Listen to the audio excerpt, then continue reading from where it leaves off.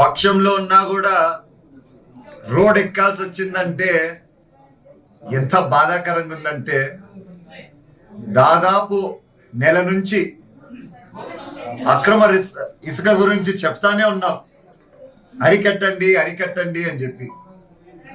సరే, పోలీసులు ముందుకు రాలా.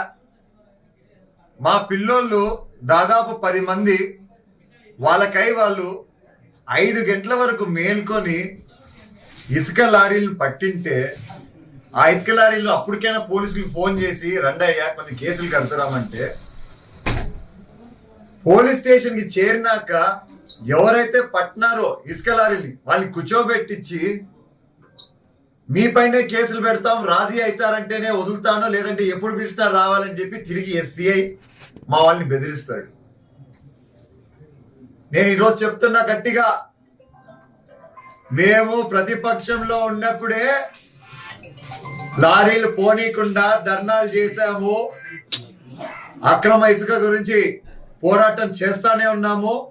నేను ఈరోజు చెప్తున్నా, మా వాళ్ళనైనా వదిలేది లేదు.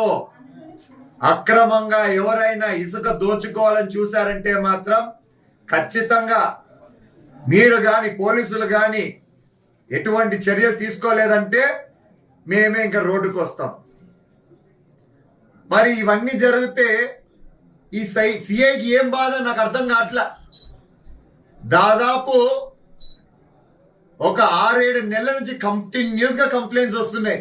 మేము స్టేషన్కి పోతే దుడుసుగా మాట్లాడతాడు, మేము స్టేషన్కి పోతే నానా బూతులు వాడి మమ్మల్ని పిలుస్తూ ఉంటాడు. మరి ఈ రోజు నేను ఎప్పుడైతే ఫోన్ చేసి అన్న కేసు కట్టండి అన్న, అది అప్పుడైనా భయం ఉంటుంది వాళ్ళకి అని చెప్తే, నాపై కూడా నువ్వు ఎవడు నాకు చెప్పేది అన్నట్టుగా తిరుగుబాటు చేసినాడు.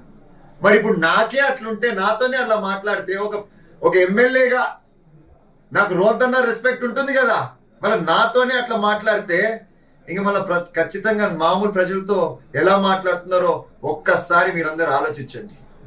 నేను మాత్రం ఈరోజు మళ్ళా చెప్తున్నా, ప్రతి ఒక్కరికి, ముఖ్యంగా తాడిపత్రి వాసులకి దయచేసి మీరు అక్రమ ఇసుక మాత్రం తరలించద్దండి. నా నియోజకవర్గంలో మాత్రం నేను ఈ పోరాటం ఆపను, చేస్తూనే ఉంటాను. మరి ఈ సిఐ పైన ఎటువంటి చర్యలు తీసుకుంటారో అధికారులని నేను వేచి చూస్తాను. ఎందుకంటే నేను కంప్లైంట్ చేయక్కర్లా, ఈరోజు జరిగిన విషయం గురించే మీరే చూడండి ఎలా ప్రవర్తించాడు ఆ సిఐ. సో దయచేసి నేను మీ అందరినీ కోరేది ఒక్కటే, అతని పైన చర్యలు తీసుకోండి. కంప్లైంట్స్ ఎన్ని ఉన్నాయంటే అన్ని ఉన్నాయి, అయినా కూడా మీరు చర్యలు తీసుకోలేదంటే మాత్రం నిజంగా అన్యాయం జరిగినట్టు ఉంటుంది.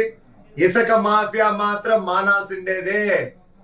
నేనైతే ఒప్పుకోను, నేను ఒప్పుకోను, మా ప్రజలు కూడా ఒప్పుకోరు.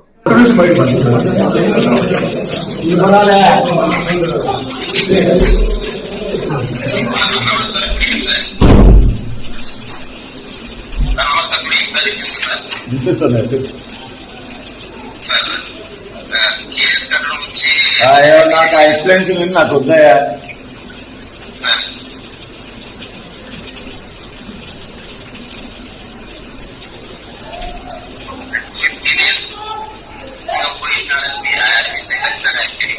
సారీ చెప్తున్నాను. నా వైపు నుంచి ఏదైనా ఉన్నా డిపార్ట్మెంట్ యాక్షన్ తీసుకున్నా నేను దానికి సంసిద్ధంగా ఉన్నాను సార్. నా వైపు నుంచి పొరపాటు చేయలేదు, ఒకవేళ చేసినా అని తమ దానికి కూడా apology sir. I'm very sorry